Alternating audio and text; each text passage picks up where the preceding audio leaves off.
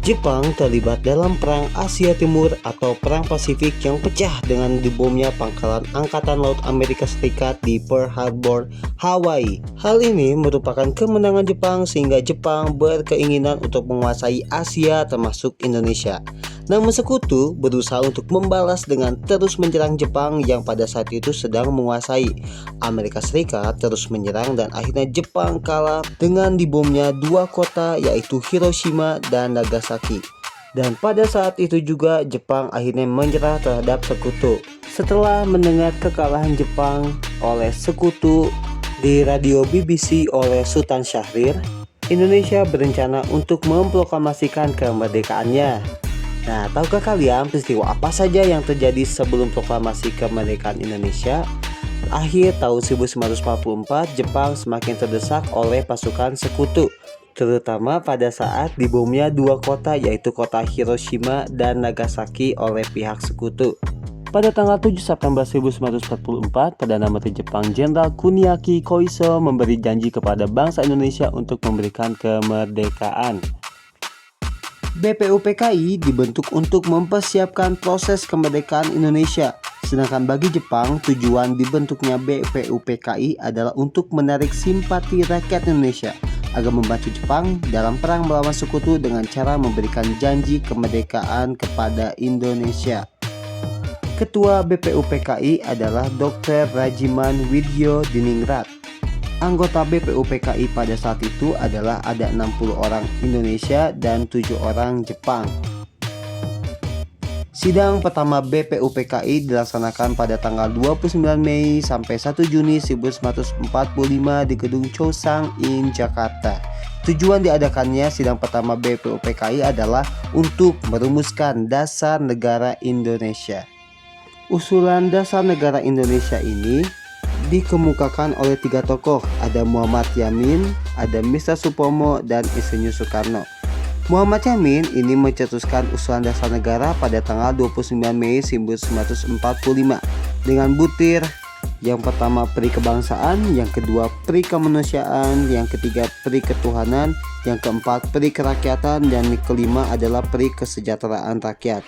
Sedangkan pada tanggal 31 Mei 1945 giliran Mr. Supomo untuk mengusulkan dasar negara, yaitu yang pertama persatuan, kedua kekeluargaan, ketiga mufakat demokrasi, keempat musyawarah, dan kelima keadilan sosial. Dan akhirnya pada tanggal 1 Juni 1945 Insinyur Soekarno mengusulkan Pancasila dengan butir yang pertama adalah kebangsaan Indonesia, yang kedua adalah internasionalisme atau peri kemanusiaan, yang ketiga adalah mufakat atau demokrasi, keempat kesejahteraan sosial, dan yang kelima adalah ketuhanan yang Maha Esa. Nah, usulan dari Soekarno itu yang kita kenal sebagai Pancasila.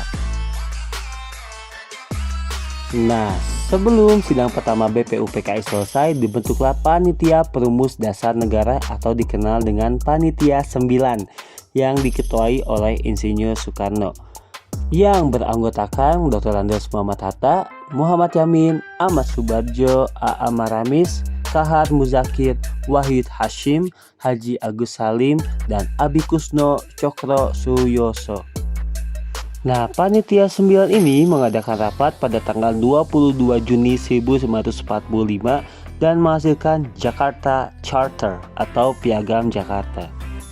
Piagam Jakarta ini memuat rumusan dasar negara sebagai berikut, yaitu 1. Ketuhanan dengan kewajiban menjalankan syariat Islam bagi pemeluk-pemeluknya, 2. Kemanusiaan yang adil dan beradab, 3. Persatuan Indonesia, 4. Kerakyatan yang dipimpin oleh hikmat kebijaksanaan dalam permusyawaratan perwakilan, dan yang kelima adalah keadilan sosial bagi seluruh rakyat Indonesia. Dan sidang kedua BPUPKI digelar pada 10 Juli sampai 17 Juli 1945. Bila sidang pertama mengagendakan rancangan dasar negara yang kemudian melahirkan Pancasila, sidang kedua merumuskan hukum dasar negara. Hasil sidang BPUPKI yang kedua adalah 1. Pembahasan rancangan Undang-Undang Dasar atau UUD, 2. Batang tubuh Undang-Undang Dasar, yang ketiga adalah pernyataan merdeka. Dengan disepakatinya rancangan undang-undang, maka tugas BPUPKI telah selesai dan sidang kedua ditutup pada 17 Juli 1945.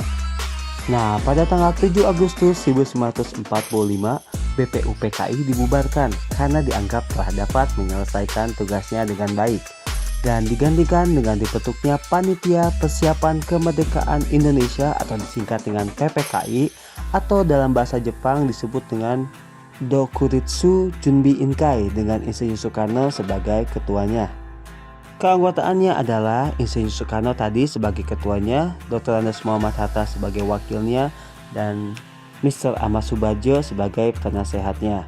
Anggota PPKI pada saat itu adalah 21 orang dengan ditambah 6 orang tanpa sepengetahuan pihak Jepang. Tugas pokok PPKI adalah mempersiapkan perpindahan kekuasaan dari Jepang kepada Indonesia.